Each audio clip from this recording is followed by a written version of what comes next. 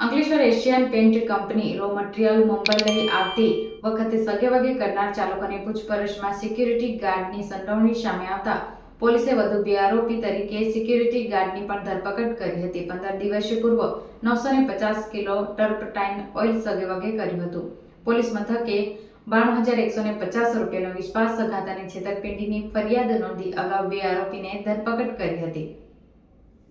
બનાવની વિગતો અનુસાર ગત 16મી ઓગસ્ટથી 21 ઓગસ્ટ દરમિયાન અંકલેશ્વર સ્થિત એશિયન પેન્ટ કંપનીના મુંબઈ ખાતે આવેલા બીપીસીએલ કંપનીમાં રો મટીરીયલ ટર્પન્ટાઇન ઓઇલનો જથ્થો 2 ગાડીથી આવી રહ્યો હતો.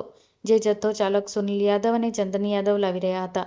જે કંપની ઉપર પહોંચ્યા બાદ જથ્થામાંથી 950 લીટરનો જથ્થો ઓછો આવ્યો હોવાનું બિલ મુજબ જોવા મળ્યું હતું. જે અંગે બંને ચાલકો વિરુદ્ધ જીઆઈડીસી પોલીસ મથકે એશિયન પેન્ટ કંપનીના અધિકારી કમલભાઈ જોશી દ્વારા 950 કિલોનો જથ્થો સગેવગે કરવા બદલ 92,150 રૂપિયાનો વિશ્વાસઘાતની ફરિયાદ નોંધાવી હતી.